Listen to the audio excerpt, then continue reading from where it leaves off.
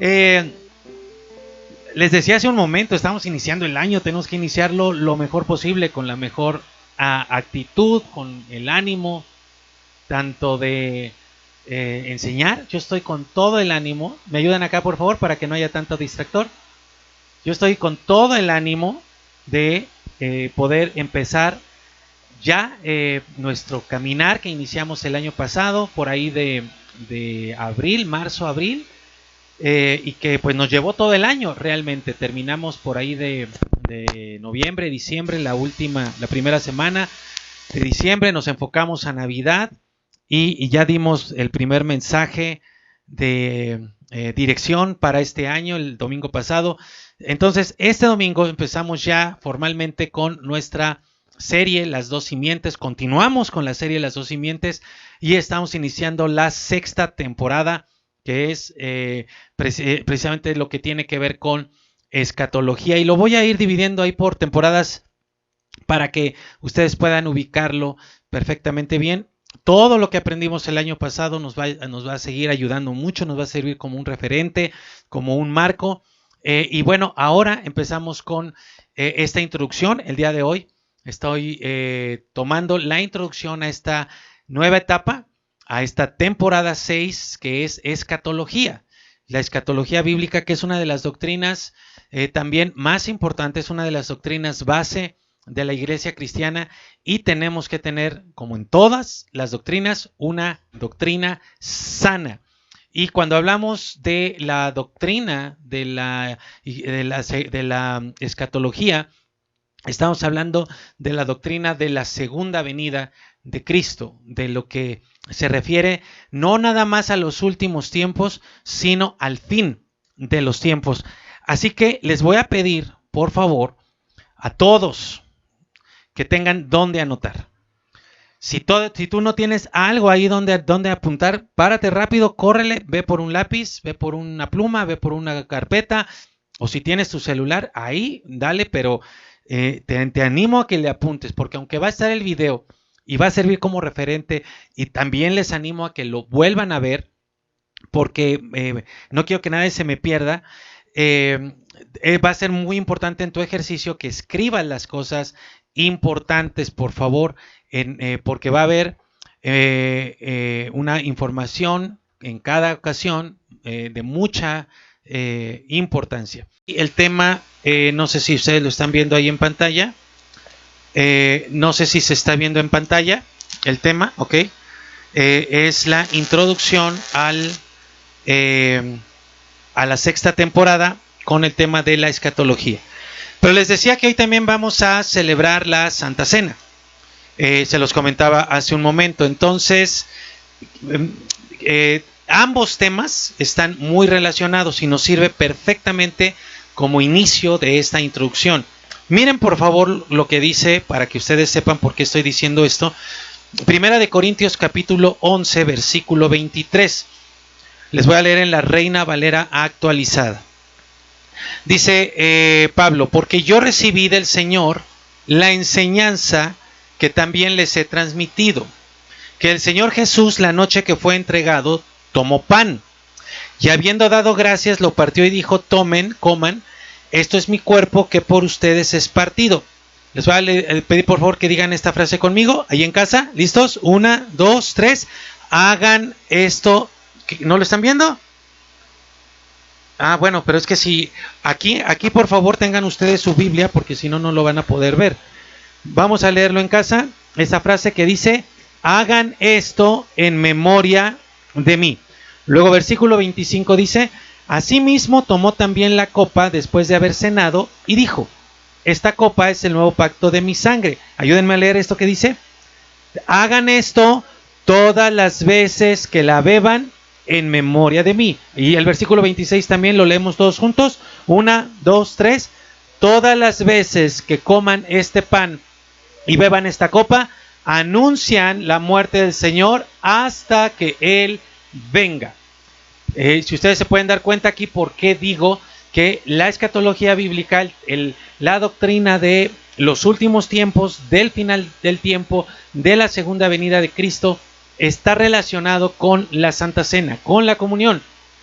basado precisamente en la primera carta a los Corintios, capítulo 11, donde dice claramente el Espíritu Santo a través de Pablo que todas las veces que comamos de este pan y bebamos de esta copa, vamos a hacer dos cosas. Dice, anunciamos la muerte del Señor y, lo primero que hacemos es, hacemos memoria de Él, de Jesús, y la segunda cosa que hacemos es, anunciamos la muerte de Cristo y anunciamos también la segunda venida, o lo estaremos haciendo hasta la segunda venida. Por eso es que aquí en Río de Agua Viva lo hacemos periódicamente, por eso es que cada mes hacemos la Santa Cena, y aquí dice que tenemos que recordar primero, hacer memoria de Él, de Jesucristo. Esa palabra memoria, hacer memoria, es muy interesante porque tiene la intención de recolectar. Es la palabra griega anamnesis, que quiere decir recolección, que quiere decir recuerdo, hacer memoria, y también quiere decir aconsejar. Entonces miren, cuando dice acá que la palabra de Dios, que hagamos memoria, es que tenemos que recolectar todo lo que Jesucristo dijo, todo lo que Jesucristo hizo, recordarlo, tenerlo en mente, para poder aconsejar, para poder dar al mundo, dar a las personas su consejo. Y esto tiene que ver con la comunión. Pero también, por un lado, recolectamos, hacemos memoria, recolectamos todos esos recuerdos que la palabra de Dios tiene y los aprendemos. Pero también anunciamos, dice, el sacrificio de Jesús, su muerte, su victoria sobre la maldad, sobre el pecado, su misma victoria sobre la muerte. Y decimos, Él vendrá otra vez. Jesucristo viene otra vez. Y Jesucristo viene por su iglesia. Y esa es una doctrina de suma importancia, porque la iglesia de Cristo se rige. Ese es el norte por el cual nos regimos, de que Él volverá.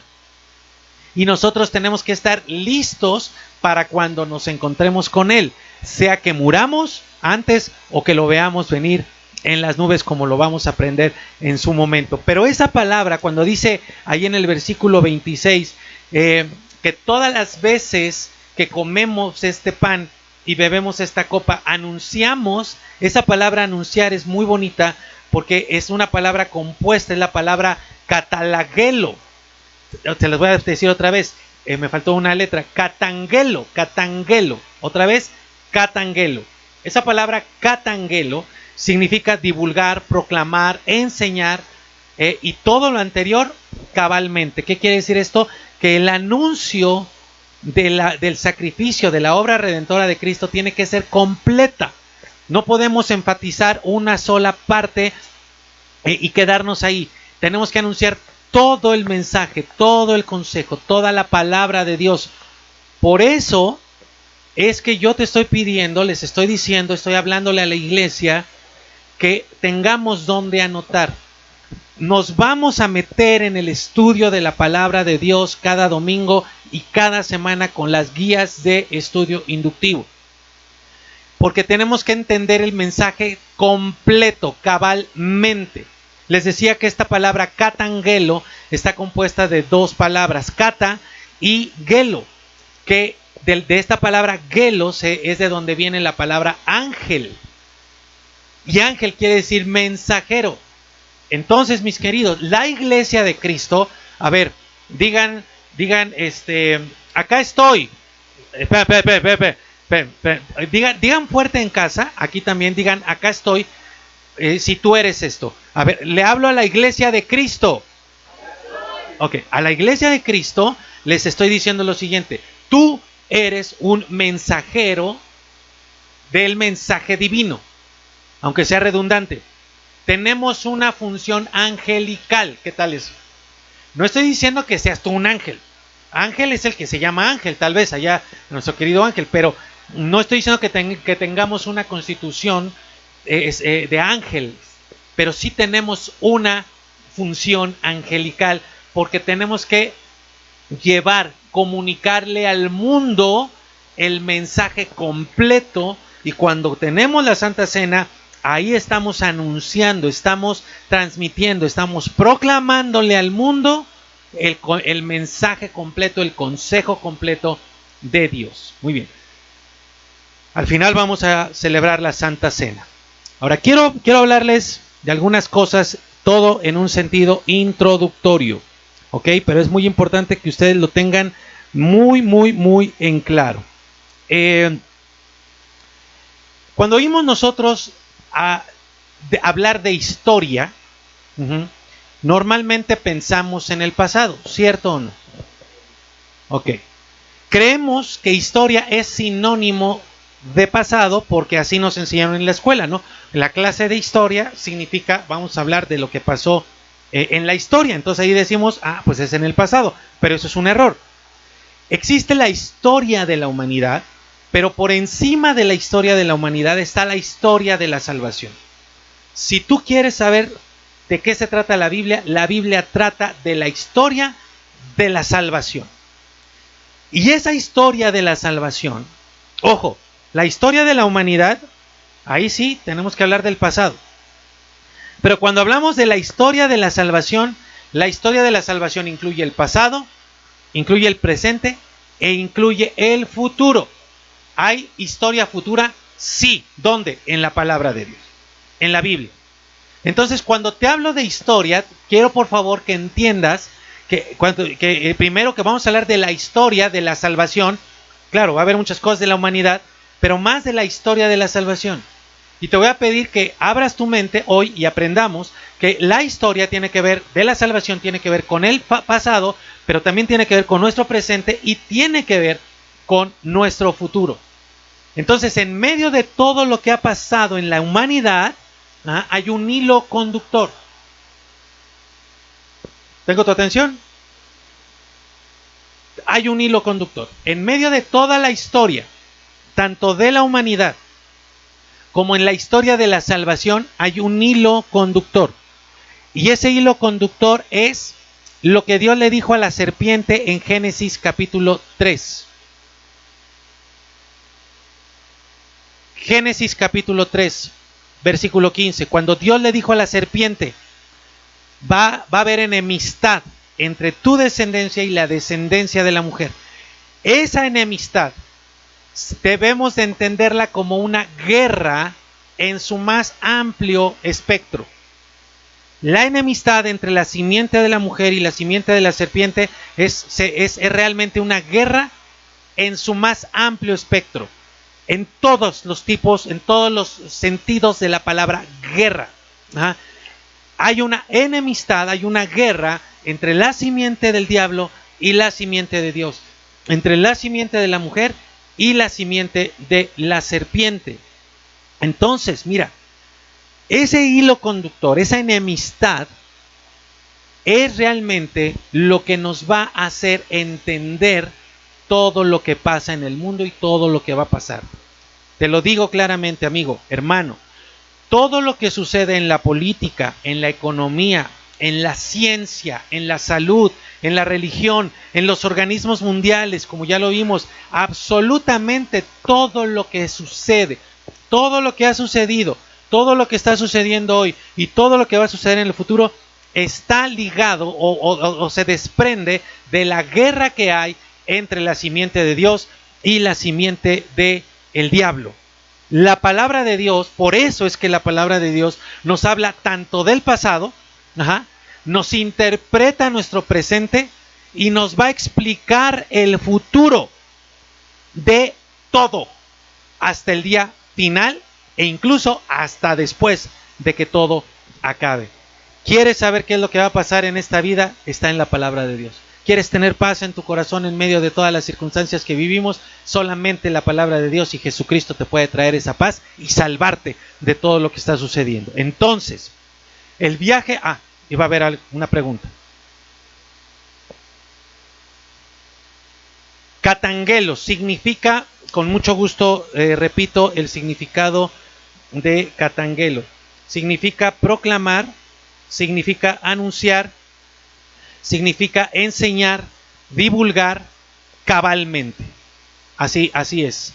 Lo repito, divulgar, proclamar, enseñar cabalmente. Esa palabra cabal es muy importante. Bueno, entonces, mis queridos, el viaje que hoy estamos retomando nos va a llevar a conocer y a comprender todo lo que estamos viendo y a saber qué es lo que va a pasar. Por lo tanto, es un viaje extraordinario. Yo siempre lo he visto así como si la vida fuera un campo minado y solamente Jesucristo sabe el camino por donde no nos va a explotar una mina. Y tenemos que seguir ese camino. Entonces, miren, tenemos un reto. Ustedes tienen un reto y yo tengo un reto doble. Se los voy a explicar. Hay mucho que saber. Yo les voy a compartir muchísima información bíblica. Muchísimo. Y nos vamos a adentrar tanto como el Espíritu lo permita. Entonces, primero, por favor, yo quiero que ustedes se quiten de la mente de que, ay, no entiendo porque tenemos la ayuda del Espíritu Santo. Quiero que se quiten de la mente el que, ay, yo no fui a la universidad o ya estoy muy viejito, muy viejita porque tenemos al Espíritu Santo. ¿Amén? Ok, entonces, el reto es grande para todos. Hay un reto grande para ti, hay un reto grande y doblemente grande para mí. Ok, ¿por qué? Para poder entender nuestro tiempo, les necesito, de verdad necesito compartirles, montañas de información bíblica e histórica, datos, enseñanzas, doctrinas y mucho más. ¿Cuál es el reto para ustedes? A ver, pónganme atención, reto para ustedes. El reto para ustedes es adquirir toda la enseñanza que yo les voy a dar. Entonces tienes que poner atención, tienes que anotar, tienes que ver los videos otra vez, tienes que ir a las guías de estudio inductivo con tus discípulos, en tu grupo de discipulado, para que adquieras, acuérdate de lo que hablamos del año pasado, para que retengas la palabra. ¿Ok? Ese es el reto que tú tienes. No caer en la tentación de la flojera, de decir, ay, es que es mucho lo que el pastor nos está diciendo, y ya me enredé, y ya no le entiendo, y finalmente desertar de este camino que hoy 10 de enero, estamos iniciando. ¿Cuál es el reto para mí? ¿Por qué les digo que es doble? Porque dice ahí que yo les tengo que proclamar todo el consejo, la enseñanza cabalmente. Es cantidad de información. Pero además mi reto como pastor es darles alimento, no solo información, sino alimento bíblico para cada día, que te transforme y que te anime a seguir adelante en medio de este mundo oscuro en el que estamos viviendo. Entonces, mi reto es doble. El reto tuyo no es fácil, y el mío tampoco es fácil, y es doble, ¿ok? Por eso es que vamos a ir con calma. Hoy estoy empezando con una introducción, un paso a la vez, tratando de darlo, no tratando de darlo todo al mismo tiempo, pero sí con la convicción de avanzar, de ir avanzando. Y muy importante, que nadie se quede en el camino. No solo que nadie se quede en el camino, sino además que se empiecen a unir más. Mira lo que dice la primera carta a los Tesalonicenses, capítulo 5, versículo 14. Y te comparto la versión Dios habla hoy, que dice: también les encargamos, hermanos, que reprendan. Ahora, quiero que veas ahí que dice hermanos, no dice pastores. Dice, también les encargamos, hermanos, que reprendan a los indisciplinados. Entonces, si tú eres un indisciplinado y te reprendemos, si alguien te reprende y te dice, ya ponte a trabajar, deja la flojera y camina. No te me ofendas, por favor, porque es una instrucción bíblica. Ahora, allá en casa, por favor. A ver, y aquí, levanten la mano todos los indisciplinados. A ver, ¿quién de aquí es indisciplinado? No, bueno, entonces ya no puedo. Aquí me levantaron la mano todos. ¿Qué iba a decir yo? Yo pensaba que nadie iba a levantar la mano, entonces les iba a decir, ayúdenme a reprender a los indisciplinados. Entonces yo aquí tengo que reprenderlos a todos los que están aquí. A ver, allá en casa alguno que no haya sido indisciplinado, los necesito. Necesito a los líderes, necesito a mis discípulos. Hay algún discípulo mío que no está nada disciplinado. Ni modo, a ese no le va a tocar disciplinar. Pero a mis discípulos que sí son disciplinados los necesito para que me ayuden a reprender a los indisciplinados. Y a los líderes que no son indisciplinados los necesito para que me ayuden a reprender a los indisciplinados, para que nadie se quede. Pero también que animen a los que están desanimados. A ver, ¿quién está desanimado de aquí? Bueno, por lo menos no están desanimados. Ayúdenme a animar a los que están desanimados. Que ayudemos a los débiles y que tengamos paciencia con todos. Ahí está el amor. Ajá. La nueva versión internacional dice que amonestemos a los holgazanes, que estimulemos a los desanimados y ayudemos a los débiles, todo con paciencia. Entonces te estás dando cuenta, es una instrucción bíblica para todos, no para el pastor. Por favor, ahorita aquí necesito que me animen un poco. A ver, aquí nadie estaba desanimado. Anímenme un poco porque me acabo de desanimar, que todos aquí son unos indisciplinados. ¿Me ayudan? ¿Me animan un poco? Anímenme. Bueno, ya me animaron. Ya me animaron, eso. Ya me dijeron, venga, paz, échale, ya nos vamos a disciplinar. Bueno, ya me animaron, ¿ok? Entonces, por eso les estoy pidiendo a toda la iglesia, le estoy hablando a la iglesia de Cristo, a todos los discipuladores, a mis discípulos, a los líderes que están discipulando, a los que están en el equipo, en el grupo de líderes ya, a ti líder que no has aparecido, que no te has aparecido para nada en todo este tiempo, llevas más de un año o casi un año sin aparecerte, por favor, les pido a todos los que tienen alguna responsabilidad en la iglesia, a todos los líderes servidores, que tomemos este reto a través de los grupos de discipulado, a través de los cursos, a través de los ministerios que tenemos y todo proyecto que estamos emprendiendo en este año. Dios nos dijo que este año es para crecer en sabiduría y gracia delante de Dios y delante de las personas. ¿Recuerdan? Entonces, mis queridos, a ver, pónganme atención acá, en casa, pónganme atención. ¿Tomamos el reto o no? Yo estoy tomando el reto doble que es para mí. Dilo fuerte, que te escuche la persona que está ahí a tu lado, por favor. ¿Tomamos el reto? Sí. Amén, que así sea. Entonces, sigo adelante. En estas temporadas vamos a ver todo lo que tiene que ver con los últimos tiempos. Con el anticristo, con quién es el anticristo, con el arrebatamiento de la iglesia, con el nuevo orden mundial. Bueno, con todos los temas que tienen que ver con los tiempos finales. ¿Ok? ¿Estamos listos? Entonces pongan atención porque nuestro texto base y nuestro texto inicial empieza en el Antiguo Testamento, en el libro profético apocalíptico de Daniel. Vamos a Daniel capítulo 9, versículo 24. Ahí es donde está este inicio. Y hoy en esta introducción voy a compartir las principales posturas al respecto de los últimos tiempos, para que simplemente conozcamos las más importantes tres, y una de ellas es la que más se ha propagado y hoy la vamos a conocer para saber que esa es incorrecta. Ha sido la más propagada, pero ha sido la más incorrecta. Si tú no tienes ni idea de enseñanza, si nunca has recibido una enseñanza de escatología bíblica, o si la recibiste pero te pasó 10 metros arriba, bueno, qué bueno, porque estás en el lugar correcto para recibir la enseñanza correcta.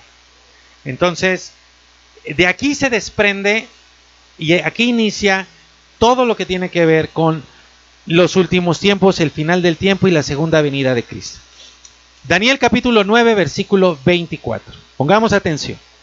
Dice, 70 semanas estarán determinadas sobre tu pueblo y sobre tu santa ciudad, para terminar la prevaricación y poner fin al pecado, y expiar la iniquidad para traer la justicia perdurable, y sellar la visión y la profecía, y ungir al santo de los santos.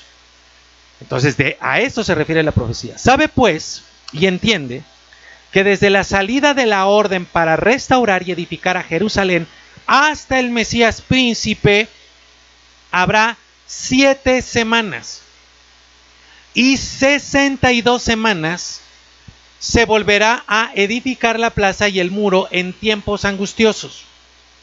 Y después de las 62 semanas se quitará la vida al Mesías. mas no por sí. Y el pueblo de un príncipe que ha de venir destruirá la ciudad y el santuario, y su fin será con inundación, y hasta el fin de la guerra durará las devastaciones. 27. Y por otra semana confirmará el pacto con muchos. A la mitad de la semana hará cesar el sacrificio y la ofrenda. Después, con la muchedumbre de las abominaciones, vendrá el desolador, hasta que venga la consumación y lo que está determinado se derrame sobre el desolador. Ok, ahí está nuestro texto base. Vamos a empezar a desmembrar esto y nos vamos a ir de a poco. Mira, primero, aquí hay que notar que esta profecía, anótalo por favor en tu cuaderno, que esta profecía fue para el pueblo de Israel. Esto es muy importante. Fue para el pueblo de Israel, para los judíos. Y toda esta profecía se centra en Jesucristo. Eso es uno de los puntos clave para entender las profecías sobre los últimos tiempos. Segundo, hay dos noticias buenas en esta profecía. La primera noticia buena, el primer evento bueno, favorable, es que Jerusalén sería reconstruida y edificada, vuelta a edificar. La segunda noticia buena es que vendría el Mesías príncipe. ¿Ok? ¿Te das cuenta? No podemos decir que ya que va a venir el Mesías príncipe por primera vez porque ya vino. ¿Y dónde vino? En Israel. ¿Ok? También tenemos dos noticias malas, dos eventos malos, dos eventos desafortunados. ¿Cuál es? Que se le quitaría la vida a ese Mesías, cosa que ya sucedió, y que se iba a destruir a la nación judía, cosa que también ya sucedió. Entonces, una profecía en Daniel, referencia al futuro, que ya pasó. ¿De acuerdo? Ahora, eso ahorita es lo único que quiero que te quedes con eso. No es lo único que menciona el texto, es muchísimas cosas. Pero vamos por pedacitos que podamos entender. Ahora te voy a mencionar cuáles son las tres principales corrientes de interpretación sobre este texto y sobre los demás textos apocalípticos. La primera escuela de interpretación que se conoce, una de las más importantes, es la que se le llama, aquí va a aparecer, allá va a aparecer, la interpretación histórico-crítica. A esta interpretación histórico-crítica también se le puede conocer como preterismo. ¿Por qué? Esto se está viendo, ¿verdad? Porque, como dice ahí, sostiene que lo que dice la profecía de Daniel se cumplió antes de Cristo, ojo, o con algunas excepciones en el primer siglo después de Cristo. Eso es lo que sostiene la profecía la escuela de interpretación histórico-crítica o preterismo. Si ustedes hacen una investigación se van a encontrar con ciertas diferencias, ciertas cosas ahí que dicen algunos, otras que dicen otros, pero básicamente se compone de esta propuesta o de este postulado, la interpretación histórico-crítica. Además de esta tenemos la otra escuela, que es la escuela de interpretación dispensacional. Dispensacional, o también se le puede conocer, está muy relacionada con el futurismo. ¿Qué establece esta interpretación? Establece que ya se cumplieron las 69, son 70 semanas las mencionadas en Daniel, que ya se cumplieron 69 semanas y que la última semana de esas 70, la semana 70, aún no ha acontecido, aún no ha sucedido. Eso va a suceder en el futuro. Ahorita vamos a ver un poco más del dispensacionalismo. Y la tercera corriente o escuela de interpretación es la interpretación histórico o histórica mesiánica. ¿Qué establece esta interpretación? Que la profecía de Daniel ya se cumplió y culminó con la obra redentora de Jesucristo. ¿Ok? Déjenme decirles que si ustedes tienen algunos años en la iglesia cristiana y han escuchado predicaciones o les han dado estudios al respecto de los últimos tiempos, lo más seguro es que ustedes hayan recibido enseñanzas sobre la interpretación dispensacionalista. Por lo mismo, voy a mencionar ahorita un poquito sobre esta interpretación para que conozcamos nada más sus principales postulados, qué es lo que dice, no para que te quedes con esa enseñanza, porque en sí misma es una enseñanza totalmente errada, equivocada. Claro, tendrá algunos elementos por ahí de verdad, algunos puntos, pero básicamente es errada. Pero quiero que la conozcas porque es muy importante que sepamos por qué es errada. Muy bien. Dispensacional, interpretación dispensacional o futurista. También hay otras, digamos, ramificaciones de esto, como el dispensacionalismo progresivo o el ultradispensacionalismo es otra, donde, bueno, ya se van a cosas verdaderamente descabelladas. Daniel es nuestro punto de partida y es el punto de partida de todas estas interpretaciones. Aquí es donde podemos ver que no por usar la Biblia o por tener una Biblia se puede llegar a una interpretación correcta. Hay que tener un correcto estudio de la palabra de Dios para poder tener una buena interpretación, una interpretación correcta más que buena. Entonces, de Daniel capítulo 9 se ha desprendido, y muchos de ustedes han sido enseñados sobre el rapto de la iglesia, por ejemplo. A ver, ¿cuántos de aquí han escuchado el rapto de la iglesia? Bueno, no existe el rapto de la iglesia. Por ejemplo. Sí, y yo sé que ya ahorita algunos van a decir, ¿qué? ¿Cómo se te ocurre? Bueno, aguántenme, porque no existe tal rapto de la iglesia. ¿Han escuchado sobre los 7 años de tribulación? Bueno, y entonces, esos 7 años de tribulación, dicen los dispensacionalistas que se dividen en dos. 3 años y medio, primero, a los que se le llama la tribulación, y luego 3 años y medio después, que le llaman la gran tribulación. Nada de eso tiene base. Pastor, pero si lo acabas de leer, no, léanlo ustedes otra vez, para que vean que Daniel 9 no habla de nada de esto. También han ustedes escuchado del anticristo, por supuesto. ¿Sabían ustedes que el anticristo no se menciona en el Apocalipsis? Y el Apocalipsis es el libro sobre los últimos tiempos, sobre el final de todo.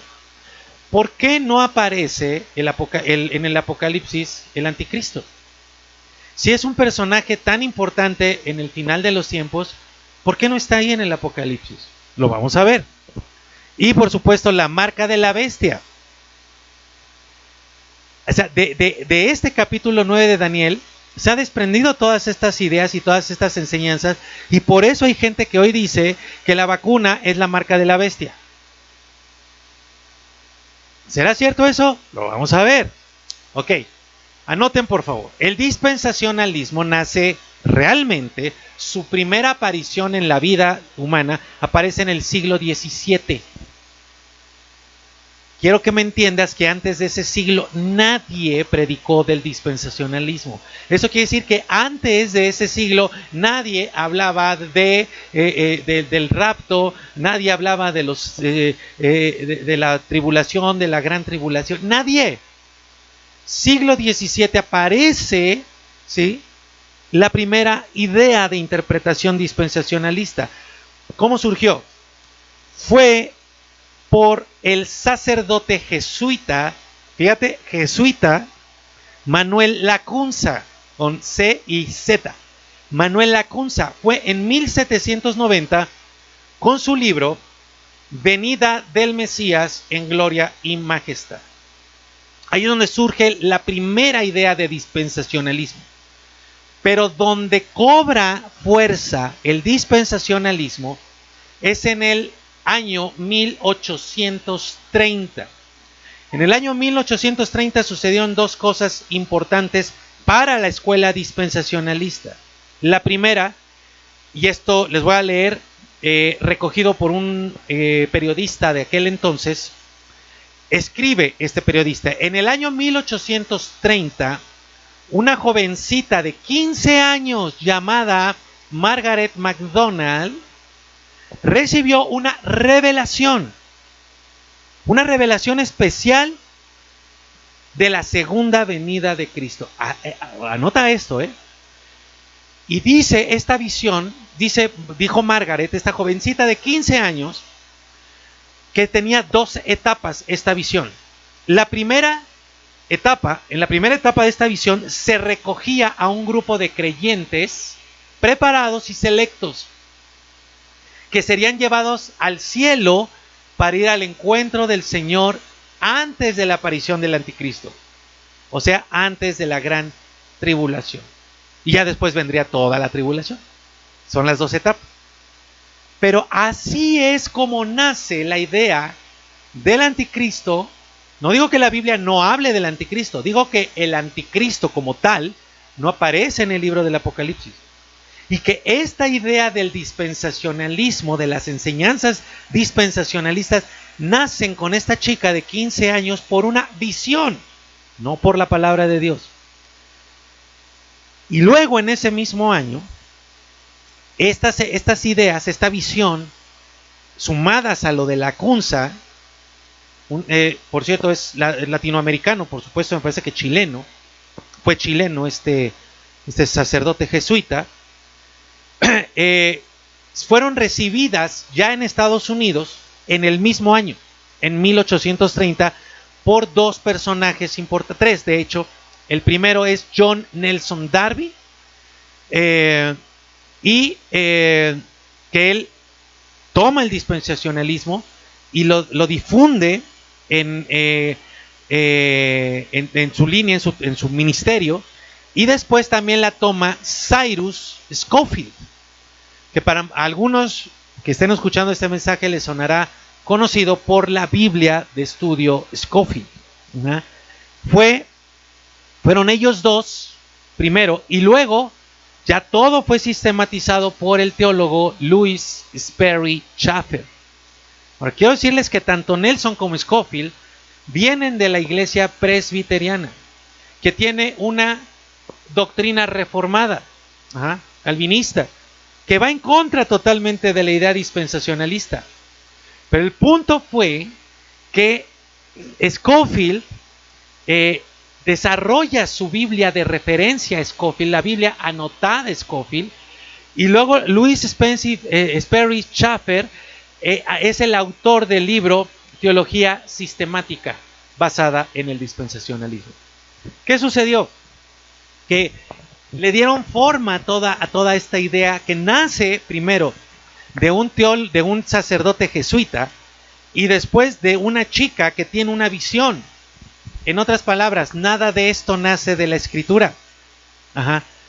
Pero como Scofield puso su interpretación en la misma Biblia, iba haciendo sus anotaciones y puso la interpretación, eso se sumó a la flojera de millones de creyentes que decían, pues aquí está la interpretación, esto creo. Y llegó a tanto esa flojera que incluso en seminarios teológicos de Estados Unidos y de todo el mundo se ha tomado a la Biblia de Scofield como un libro de texto para enseñar doctrina sobre los últimos tiempos. ¿Cuáles son los postulados de la doctrina dispensacionalista? Son muchos, son varios. Te voy a compartir 6 nada más en este día. Ahí los vas a poder ver. Los voy a leer para no tardarme mucho en esto. Primer postulado, el pretribulacionismo. ¿Qué quiere decir esto? Que ellos hablan de que la iglesia va a ser arrebatada, o sea, va a ser raptada antes de la tribulación, antes de esos 7 años de tribulación. Ahí dice, ¿no? Cristo viene por su iglesia, Él la arrebata. Acuérdate, eso fue lo que vio Margaret MacDonald. Esto no lo dice la Biblia. Pastor, pero es que me lo han dicho. No lo dice la Biblia. Y esto sucede antes de la gran tribulación. Cuando les hablo, por ejemplo, de los ultradispensacionalistas, es porque no solamente creen en un rapto, sino creen en un rapto secreto. Y primero fue Scofield con su Biblia, después fue Schaeffer con su teología sistematizada, pero después ahora ¿cuántas películas no han visto? Libros y películas, ¿no? De que ustedes ven ahí cómo se desaparecen y los aviones se estrellan y los coches colapsan porque la iglesia es raptada, ¿no? Y los ultra dispensacionalistas dicen, no, y además es un rapto secreto. Y bueno, ahí nos tienen, pero atemorizados a todos, ¿verdad? Porque, ay Señor, que me vaya contigo. Bueno, segundo postulado, pues que nadie se da cuenta. O sea, es no sé, pero luego vemos eso. Déjame ir adelante, porque tengo bastante información que compartirte el día de hoy. Bueno, segundo, ellos hacen, la interpretación dispensacionalista hace una diferencia entre Israel y la iglesia. O sea, ellos dicen que el pueblo de Israel fue una cosa y la iglesia somos otra. ¿Qué es lo que está aquí, lo que tienes que quedarte en tu mente? Bueno, que precisamente los dispensacionalistas se refieren a la iglesia actual como un paréntesis o un interludio temporal de las 70 semanas. Entonces, ¿qué es lo que hacen ellos? De las 70 semanas, llegan a la semana 69, como lo leímos en Daniel, y entonces separan, cortan la última semana y la ponen hasta el final de los tiempos, diciendo que la iglesia es un paréntesis, un interludio. Ajá. Y entonces la semana 70 todavía no se cumple. Por eso son eventos futuros. Ajá. Como dice acá, también otros consideran que la gran tribulación es una dispensación totalmente diferente a la dispensación de la ley. ¿Qué quiere decir esto? ¿Qué quiere decir dispensación? Dispensación tú lo puedes entender de manera fácil como etapas. Etapas en la historia de la salvación. Entonces, la etapa 69 ya culminó y luego integran ese paréntesis para que la dispensación final se cumpla en la semana 70. Ese paréntesis, ¿de dónde se lo sacaron? ¿Dónde está en la Biblia? No existe. 3. Dividen la semana 69. Ahí está ya lo que te dije. 4. El premileniarismo. El reinado literal y futuro de Cristo en el milenio. A eso se refiere. O sea, es pre porque enfatiza que Jesús va a llegar a reinar antes del milenio. ¿Ok? Va a venir por su iglesia antes del milenio. 5. Ellos hablan de la doctrina de la separación. O sea, tenemos que separarnos del mundo. La santidad es una separación del mundo. Tenemos que aislarnos del mundo.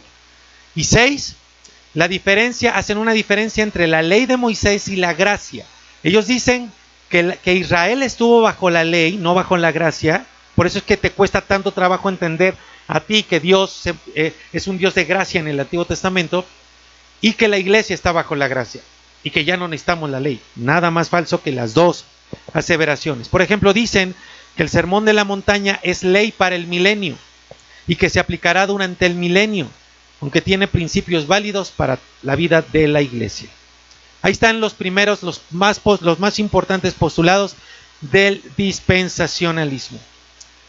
Entonces, mis queridos, como les decía, tener una buena enseñanza sobre los últimos tiempos es básico, pero más sobre el final de los tiempos.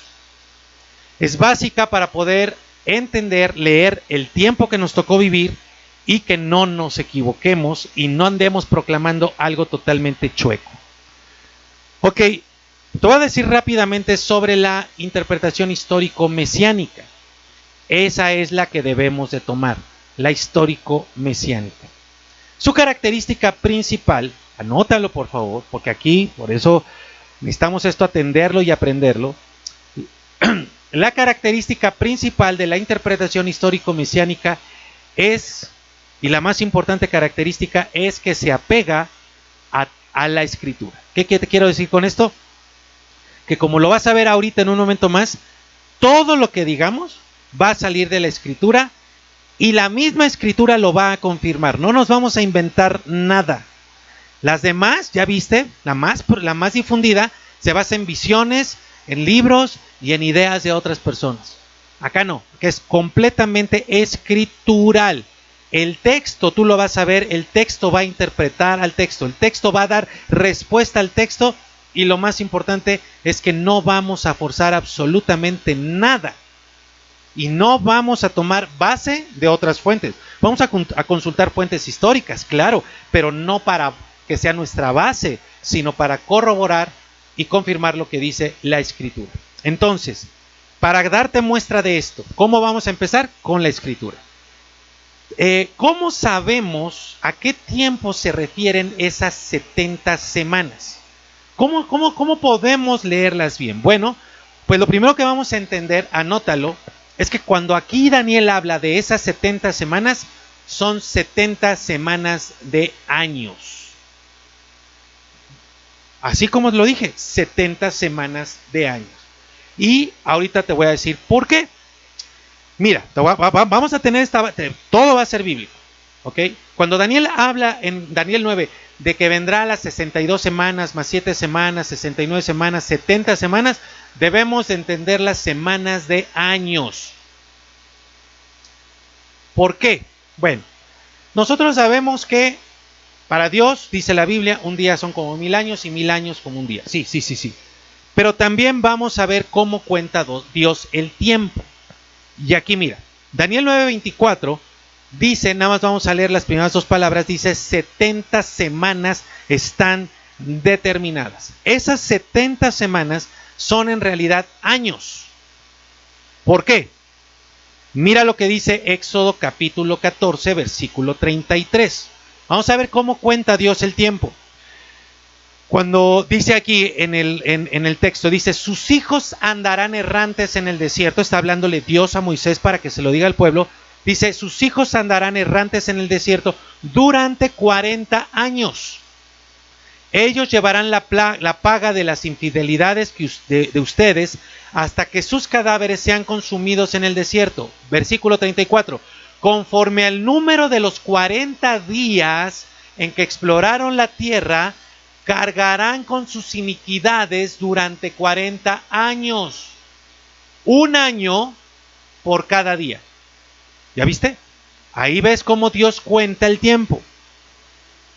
Y aquí en el siguiente texto que te voy a mencionar, hay una palabra de Dios para ti, para mí, para la iglesia de Cristo el día de hoy. Acuérdate, no solo te voy a dar información, mi reto es informarte correctamente, pero también alimentarte con el consejo de Dios. Entonces pongan atención. Levítico capítulo 25 versículo 1, Reina Valera contemporánea. ¿Ves? Mira, dice, el Señor habló con Moisés en el monte Sinaí y le dijo, habla con los hijos de Israel y diles que cuando entren en la tierra, ¿se acuerdan de las costumbres? Que cuando entren en la tierra que yo les doy, la tierra deberá reposar en honor al Señor. Cultivarás la tierra durante 6 años y durante esos 6 años podarás tus viñas y recogerás sus frutos. Así como los 6 días, acá 6 años. Y no debes cultivar tu tierra ni podar, pero en el versículo 4, pero el séptimo año, ojo con esto, pero el séptimo año la tierra tendrá que reposar. Es un reposo en honor del Señor. Y no debes cultivar tu tierra ni podar tu viña.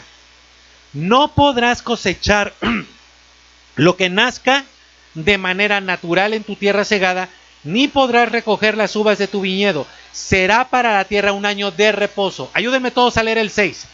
Pero durante ese reposo, la tierra producirá alimento para ti y para tus siervos y tus siervas y para tus criados y los extranjeros que residan contigo. ¡Wow! ¿Amén? Pues entonces creámoslo. Porque mira, volvemos aquí al tema de las costumbres. Como terminamos el año y como iniciamos el año. Dios le quitó esa tierra buena a esa gente malvada, le quitó esa tierra buena por sus malas costumbres, por sus pésimas costumbres. ¿Y sabes cuál era una de sus pésimas costumbres? No dejar reposar la tierra. Todos los cananeos, jebuseos, todos ellos decían todo el año, todos los años, sin dejar reposar la tierra. Como te puedes dar cuenta, amigo, esto tiene que ver con el día de reposo. Ahí lo estás leyendo. ¿Qué es el reposo? Es en honor al Señor. No es para ti, es para el Señor. ¿Por qué quiere Dios que reposemos? Bueno, además de tener buena salud, para que aprendamos a depender, a descansar y a confiar en Él y no en nosotros ni en el dinero, que para muchos es su Dios.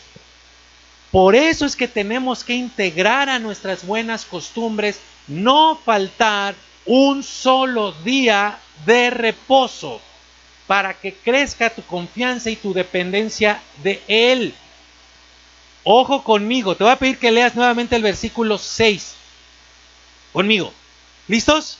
Dice, pero durante el día de reposo, la tierra producirá alimento para ti y para tus siervos y siervas, y para tus criados y los extranjeros que residen contigo. ¿Te puedes imaginar eso? Un año en el que no trabajas la tierra, pero te sigue produciendo exactamente igual que como cuando la trabajaste. ¡Qué gloria a Dios! Pero ahí está tu fe. Ve, imagínate la fe de esas personas que decían, se acabó el trabajo de estos 6 años, vamos a descansar todo un año. Oye papá, ¿pero de qué vamos a vivir? La tierra va a producir para nosotros. ¡Ay! No. Ahora, ve la promesa que Dios tiene para ti y para mí. ¿Estás listo? Mientras tú descansas, Dios le ordena a la tierra que trabaje por ti.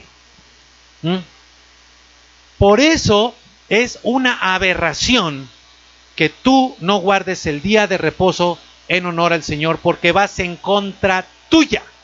Vas en contra de tu productividad, vas en contra de tu bendición. Cada día de reposo nuestro en Cristo, tú puedes tener la plena seguridad que Dios le dice a tu negocio, que Dios le dice al mundo, a las personas, sigan trabajando para mi hijo y para que sigan produciendo para ti. Pero si tú no usas este día para honrarle al Señor y te vas a tus cosas, estás ahí estropeando, estás yéndote, estás cancelando la bendición que Dios tiene para ti. A ver, vamos a ver si somos capaces de decir esto. Padre, ahora que entiendo tu palabra y que tu ley es bendición para mí, no voy a faltar un solo día de reposo de este año 2021. ¿Quién tiene los suficientes pantalones como para decir amén? Eso. Ahora, fíjate lo que dice Levítico ahí mismo, 25:8. Fíjate en esto, por favor. Contarás además, aquí está la base bíblica, 7 semanas de años. ¿Ya viste? Es Dios hablando. Es decir, 7 veces 7 años. De modo que las 7 semanas de años den un total de 49 años. ¿Por qué semanas de años en la Biblia? Porque Dios lo dijo así, porque así Dios cuenta el tiempo. Ahora fíjate, es una orden que Dios le dio a su pueblo para que no tuvieran las mismas costumbres que los pueblos paganos, idólatras, que no conocían a Dios, y para que les fuera bien. Ahora, aquí, mi querido, vamos a comenzar a entender muchas cosas de la actualidad y vas a ver cómo la palabra de Dios es una luz extraordinaria para el sendero oscuro en el que nos encontramos. Este texto que acabas de leer es la base de lo que conocemos como el cautiverio de Babilonia, y lo vamos a entender, ¿sí? Vamos a tener que leer todo este texto pero quiero que me tengas paciencia, es un poquito largo, pero vas a atender. Pon atención a esto. Jeremías, capítulo 34, versículo 8. Vamos a leer todo el capítulo, casi todo el capítulo. Te voy a pedir que tengas en mente lo que acabamos de leer de Deuteronomio. 7 semanas de años. 6 años trabajas, 7 lo dejas reposar. Ahora pon atención para que veas lo que pasó en el futuro. O sea, para nosotros el pasado, pero lo que pasó para el futuro después de que Dios le dio la ley. Versículo 8. Dice, la palabra que vino a Jeremías de parte del Señor, después que el rey Sedequías hizo pacto con todo el pueblo en Jerusalén para promulgarles libertad. Ojo con el 9. A fin de que cada uno dejara libre a su esclavo o su esclava hebreos, de modo que ninguno que sirviera de sus hermanos judíos como esclavos. Entonces, los hebreos recibieron la ley en Levítico. No trabajes de más la tierra. ¿Qué fue lo que hicieron los judíos con el mandamiento del año del reposo? Pues lo desobedecieron. Ellos dijeron, no, ¿cómo que vamos a descansar la tierra, dejar descansar la tierra un año? No, hay que trabajarla. Si nos va a producir, pues hay que hacerla producir doble. ¿Te acuerdas de los transgénicos? Hay que hacerla producir más. Desde allá viene. ¿Cómo que un año de reposo para la tierra? No. Y entonces no solamente desobedecieron ese mandamiento, sino además a sus propios hermanos los esclavizaron. Sigamos, versículo 10. Dice, oyeron esto todos los magistrados y todo el pueblo que habían participado en el pacto de dejar en libertad cada uno a su esclavo o su esclava, para que ninguno se sirviera más de ellos como esclavos, y obedecieron dejándolos en libertad. Dijeron, ok, sí es cierto, vamos a hacer el pacto, perdónenos, nos equivocamos, los dejamos en libertad. 11. Pero después cambiaron de parecer e hicieron volver a los esclavos y a las esclavas que habían dejado en libertad y los sometieron otra vez como esclavos y esclavas. En vez de parecerse a Dios, ahora estaban pareciendo a Faraón. Sí los dejo ir, pero ay, no, ya me arrepentí. ¿Qué tal, mis queridos, la rebeldía de este pueblo? Sí, vamos a obedecerte. Oye, ahora sí, este año ya va a ser el bueno. Sí. Este año, ahora sí, ya no voy a dejar de ir a la iglesia. Este año, no sé dónde lo he escuchado, ya no voy a faltar ningún domingo. Ahora sí voy a leer la Biblia. Perdóname, pastor, por haber despreciado el programa de lectura bíblica. Ahora sí, este año, ahora sí. Para que al rato se estén arrepintiendo. Tengo una pregunta.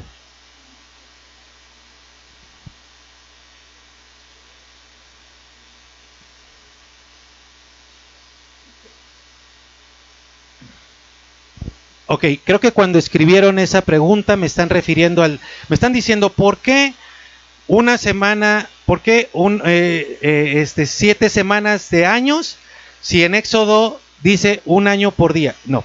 Lo que yo estoy usando, creo que cuando escribieron esa pregunta todavía no escuchaban lo demás, el demás texto, pero si ustedes ven ahí en Levítico capítulo 25 versículo 8, ahí dice claramente 7 semanas de años. Lo que yo estoy poniéndote, mi querido hermano, como referencia es primero Éxodo, para que tú veas cómo Dios empieza a contar el tiempo. Cómo lo cuenta para nosotros. Y te estoy dando un ejemplo que para él un día lo toma como un año. Pero ya después vino Éxodo 25:8, donde dice claramente, contarás 7 semanas de años. ¿Ok? Si te confundió un poco Éxodo, quítalo. Quédate con Levítico 25:8. Ahí es donde tienes la base bíblica. Y ahora te estoy explicando, porque aquí en Levítico es donde está la enseñanza, la orden, la ley de que dejaran descansar la tierra. ¿Qué fue lo que hicieron? Desobedecieron. Y te estoy explicando lo que vino a consecuencia de esta desobediencia. Entonces, cuando ellos dijeron, sí lo vamos a hacer, pero siempre no. Ojo, por favor, iglesia, por favor, atentos. Cuando ellos dijeron, sí lo vamos a hacer, sí vamos a dejar ir a nuestros hermanos, no los vamos a esclavizar. Pero luego dijeron siempre no. Cuando ellos dijeron ahora sí, pero luego fue siempre no, se metieron en terribles, en gravísimos problemas por no obedecer. Ni cuando les fue dada la ley obedecieron, ni ante la confrontación de los profetas obedecieron. Y se metieron en gravísimos problemas. Mira, versículo 12 de Jeremías 34. Entonces la palabra del Señor, cuando ellos dijeron sí, pero siempre no, vino a Jeremías de parte de Jehová de parte de Jehová diciendo, ojo con lo que dice Dios, yo hice pacto con ustedes, con sus padres, ha dicho Jehová, Dios de Israel, el día que los saqué de la tierra de Egipto, de casa de esclavitud, donde no podían descansar, donde no había día de reposo.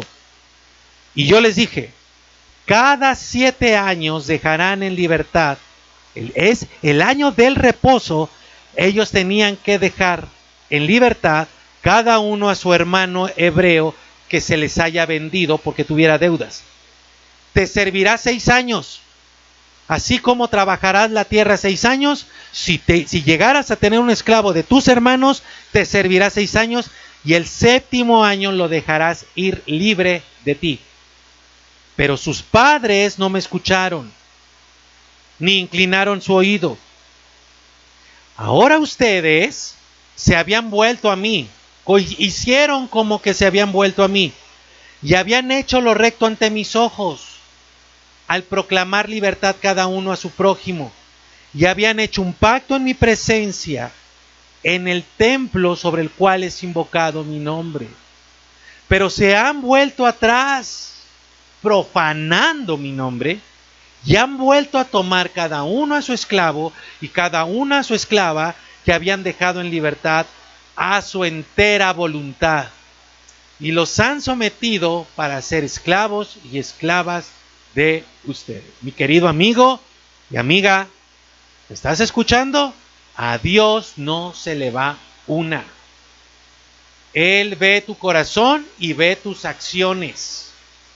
Si tú le dices que sí y luego que no, si proclamas hacer como Él dice, su voluntad, obedecerlo a Él, y luego sales de aquí y siempre no, agárrate de donde puedas, porque mira lo que viene después.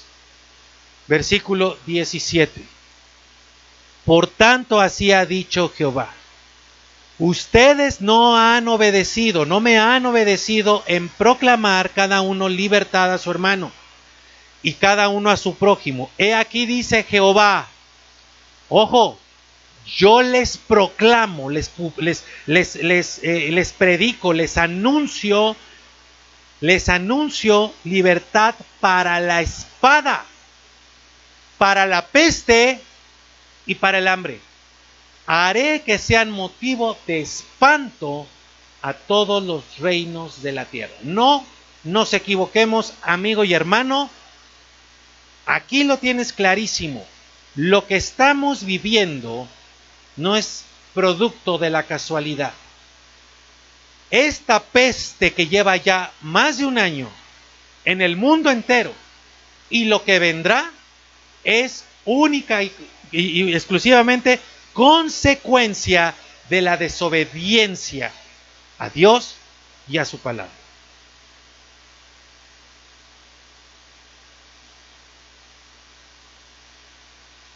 ¿Te gustaría ser motivo de espanto?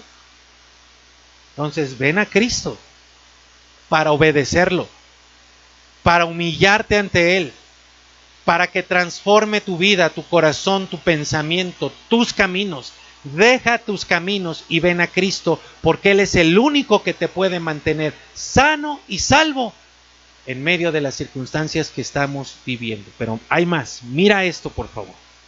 Jeremías 34:21, ahí mismo.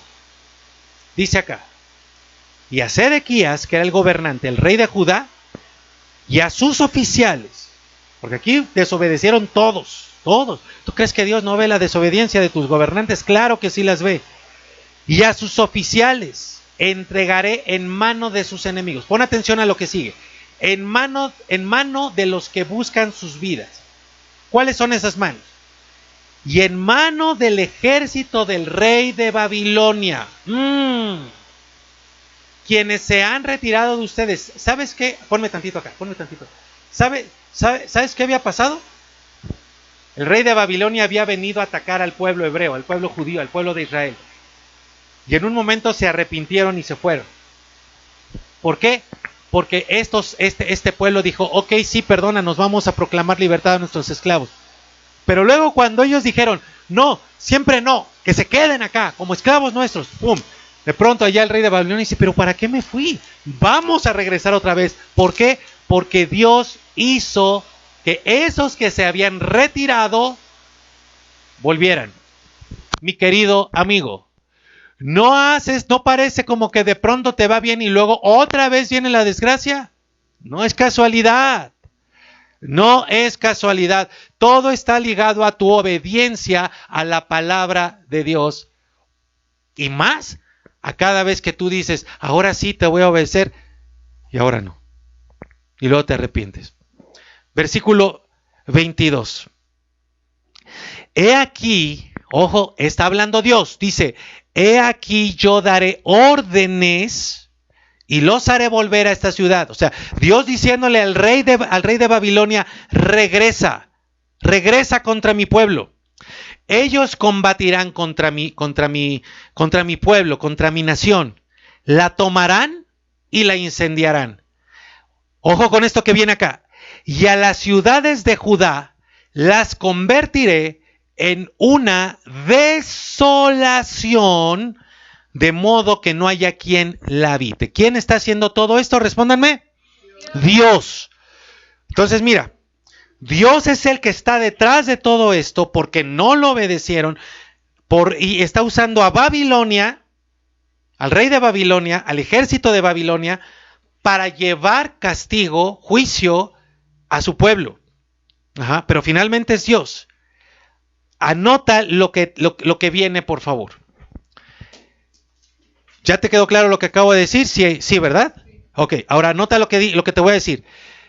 De acuerdo a lo que acabamos de leer, Dios, ahí tú ves, desolando a su pueblo por medio de Babilonia, por causa de la desobediencia de los judíos. Te lo voy a decir otra vez. Acabas de leer a Dios desolando a su pueblo por medio de Babilonia por causa de la desobediencia de su pueblo. Ahí tienes la abominación desoladora.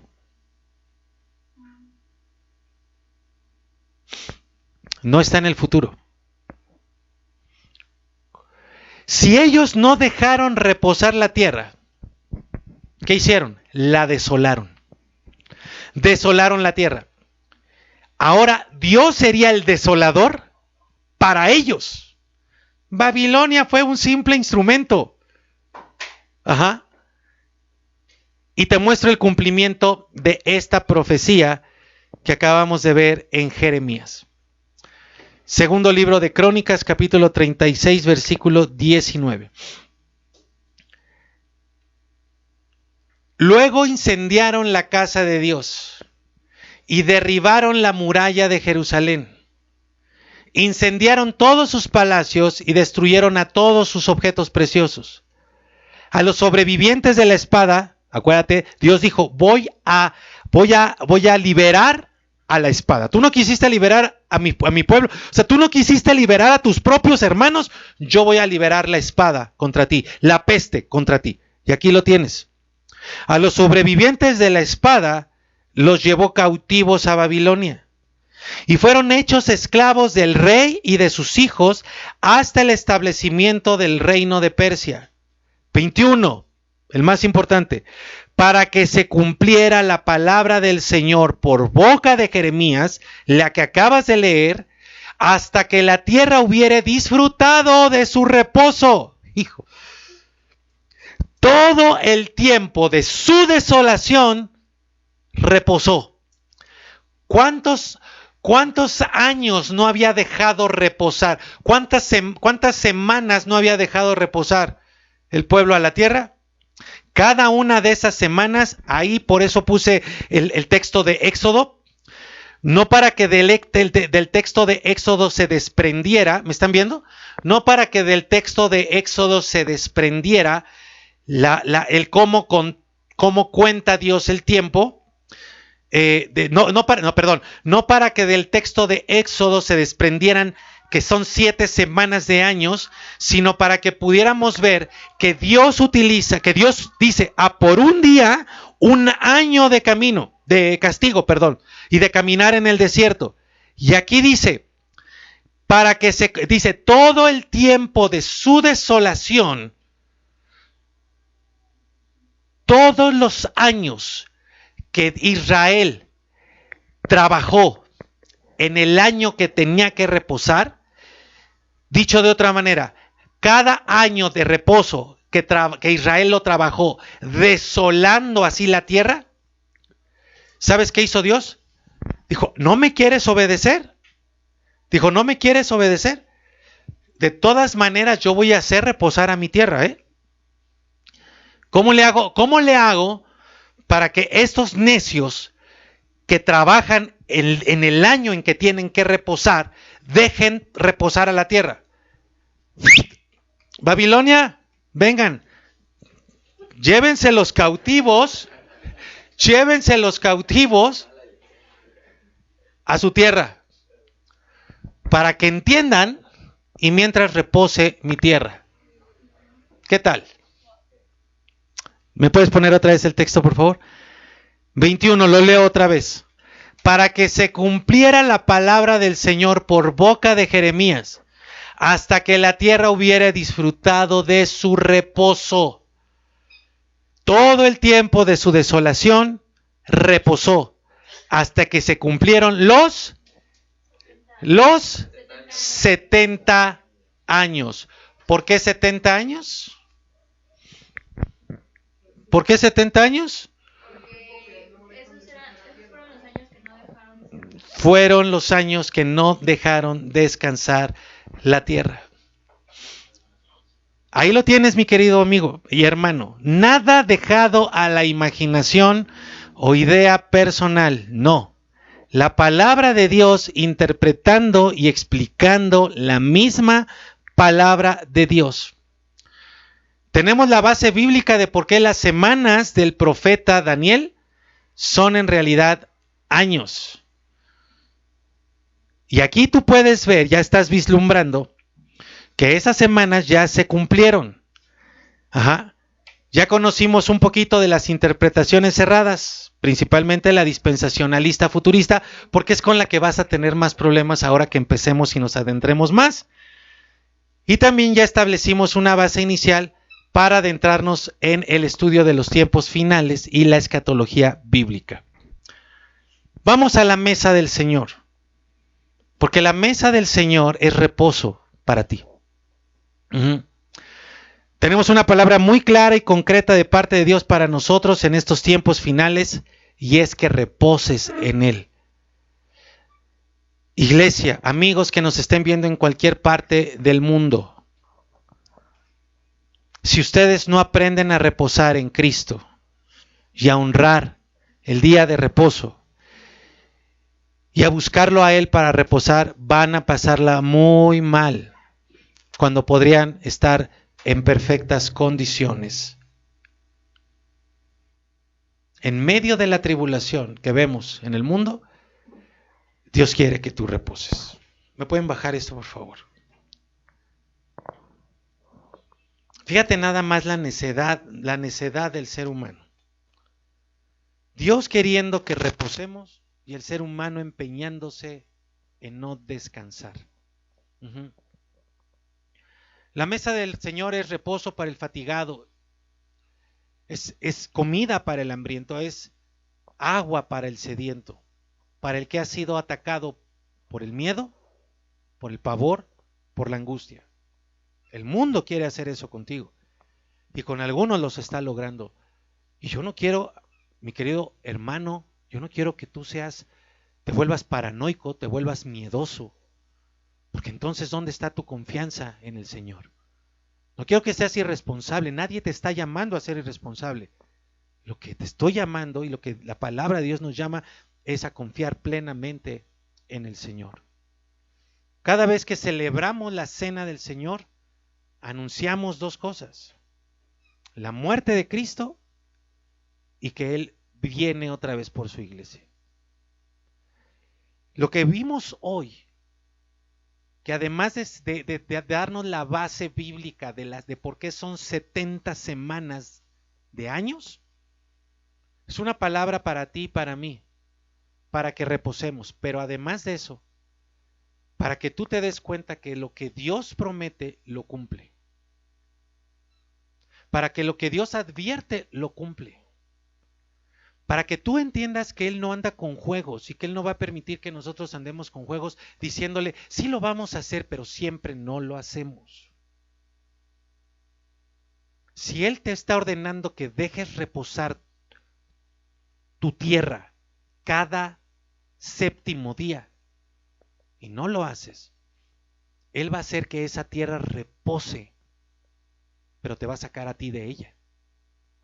¿Me explico? ¿Me expliqué? Y se la va a dar a otro. Y en vez de que otro trabaje para ti, tú vas a terminar trabajando para otro. Por eso te decía antes de empezar, yo sé que, y está bien que no quede lo que dije al principio, lo voy a decir ahorita. Por eso es que tú tienes que ver que toda actividad para Dios es una inversión de tiempo. No es algo que te quite tiempo, no es algo que te vaya a hacer perder, es algo que te va a hacer ganar en todos los aspectos. Ese pueblo la pasó terriblemente mal. Dios le dijo, no me obedeciste, yo voy a hacer reposar mi tierra y te voy a sacar de ella para que mi tierra repose. Y cuando fueron cautivos en ese proceso, muchas personas murieron, como hoy muchas personas están muriendo. Así que si tú estás vivo, considérate privilegiado de estar escuchando este mensaje para que te arrepientas y vengas a Cristo.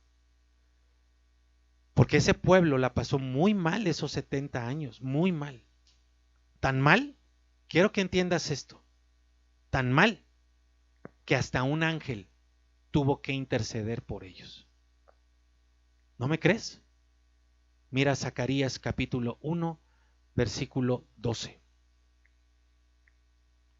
Entonces el ángel del Señor se expresó diciendo, oh Señor de los ejércitos, ¿hasta cuándo no tendrás compasión de Jerusalén y de las ciudades de Judá contra las cuales has estado airado durante 70 años? Y Jehová el Señor respondió palabras buenas, wow, y palabras de consuelo al ángel que hablaba conmigo, dice Zacarías. Imagínate el terror que estaba viviendo ese pueblo judío allá en Babilonia, que se levantó un ángel y fue a decirle al Señor, Señor, ya son 70 años, ha muerto cualquier cantidad de gente, ten compasión de ellos. ¿Hasta cuándo vas a tener compasión de ellos? Se cumplió el tiempo. Y cuando se cumplió el tiempo, gloria a Dios, había palabras buenas y palabras de consuelo. ¿No dirías tú que estamos viviendo un tiempo en el que tal vez necesitaríamos que un ángel se levantara delante de Dios, delante del trono de Dios e intercediera por la humanidad? No caigas en tal aberración. No caigas en tal aberración.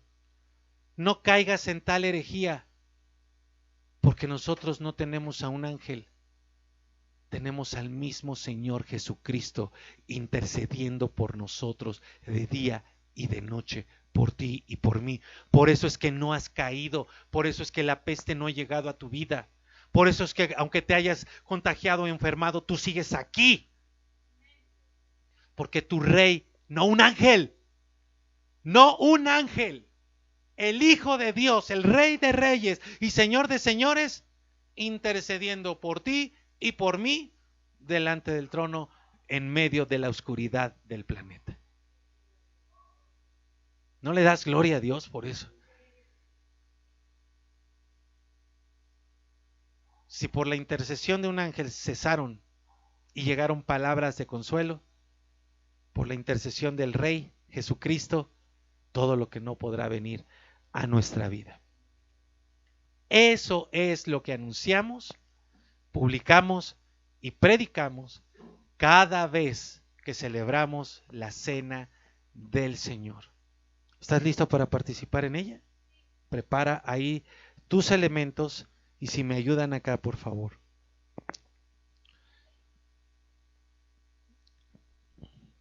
Para tener listo. Dice el texto bíblico. Primera carta a los Corintios, capítulo 11, versículo 23. Fue el que leímos al inicio. Porque yo recibí esta enseñanza del Señor, misma enseñanza que hoy recibimos todos. Que el Señor Jesús, la noche que fue entregado, tomó pan y habiendo dado gracias, hoy tenemos, te estás dando cuenta que tenemos enormes razones para dar gracias, lo partió, partámoslo todos por favor, ahí en casa, y Jesucristo dijo, Jesucristo te dice hoy, toma y come, este es mi cuerpo que por ti es partido. Y luego dice, haz memoria de mí. En este momento, yo te voy a pedir que recolectes todo lo que la palabra de Dios dice que Jesús hizo por ti. Y cuando lo hagas, agradécele a Él por lo que dice la palabra de Dios que Él hizo por ti. Hagámoslo todos.